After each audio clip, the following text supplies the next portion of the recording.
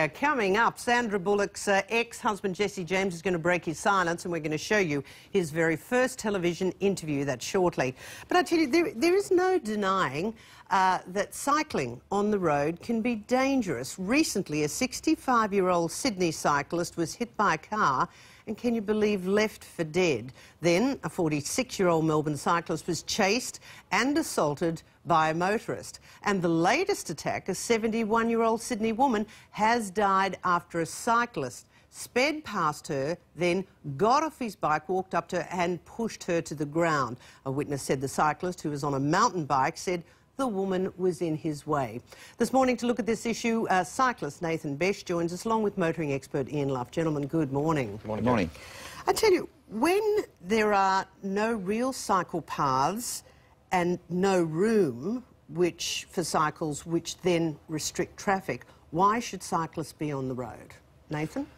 It's a valid form of transport. I can get from my place to the city a lot quicker than I can on a bus, on a train or in a car. So to say that we're holding up the drivers really isn't true if we can get there quicker than they can.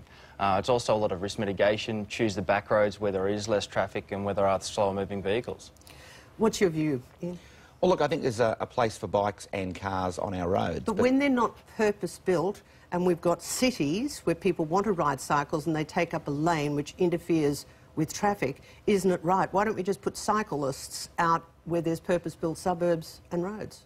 Well, I suppose in the real world that would be great, but unfortunately we live in a different world, and in the cities that there are push bikes and the law says that they can share the road. So what is the law?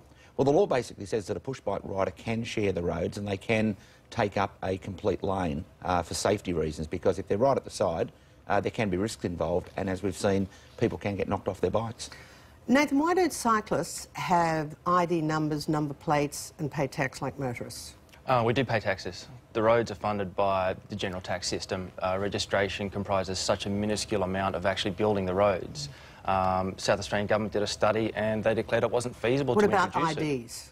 I think currently there's a voluntary ID system with couriers. But it's voluntary. That's correct. Well, we know there are definitely, sadly, cases where there have been aggressive car drivers, and I've just listed a couple there, but also there are aggressive cyclists, which, you know, really fuels this debate. What do we do about identifying cyclists who scratch cars, are abusive, and there's no recourse? Well, tragically, with no ID on a bike, people haven't got much recourse, as you alluded to. So I really believe that bikes should have some form of identification on there. Would you go with that, Nathan?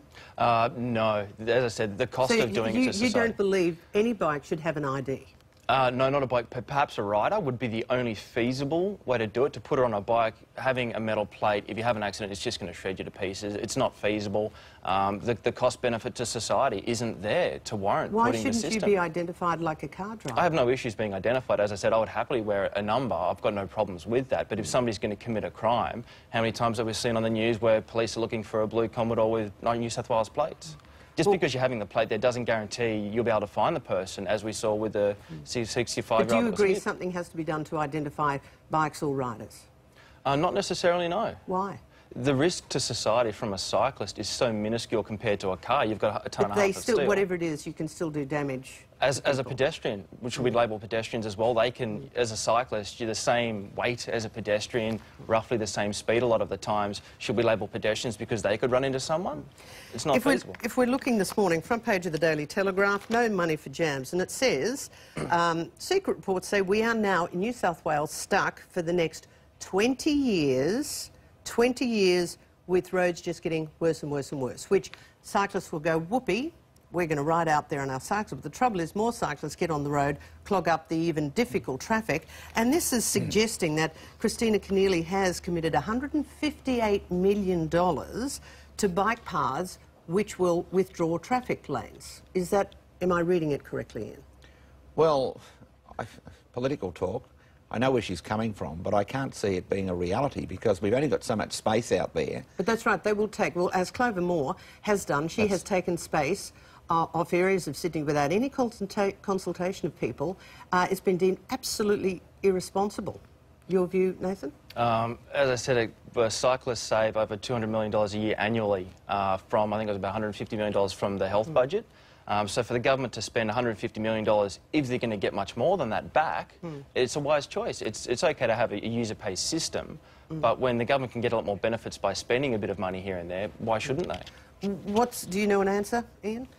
Look, I think the designated cycleways are very good. If you look at the M7 motorway, that's got a designated... But that's on a brand new freeway, purpose-built. Correct, that's right. And Should they be planning. on inner Melbourne City, Brisbane roads that are already built for a horse cart? Well, I think it's very difficult because it's going to clog up the traffic. Not everyone wants to ride a push bike, particularly in inclement weather. If you're in Melbourne, we know what Melbourne weather's like, 4 seasons in one. It's very unrealistic and it's a little bit of a fad. There's a lot of bikes out there, I know, but people get on their bike, they get all excited about the exercise, and in many cases, it lasts for a short period of time. Yeah, it's a tough answer. It's also a dangerous one. But gentlemen, Nathan, Ian, thank you very much for your time this morning. OK, yeah, if you've got any information regarding those incidents, by the way, either the hit and run in Northbridge in Sydney or the assault in Melbourne, there is the Crime Stoppers number. I'll give you a moment to jot it down. OK, drivers, OK, cyclists, this is your chance to give us your input. Are you worried about the road system, or if you're a cyclist, are you worried about the drivers? Give us your view this morning. The Fear in Road and Safety, Kerri Anne at 9.com.au, and we'll really get to your emails this morning. OK, well, this was a guy who...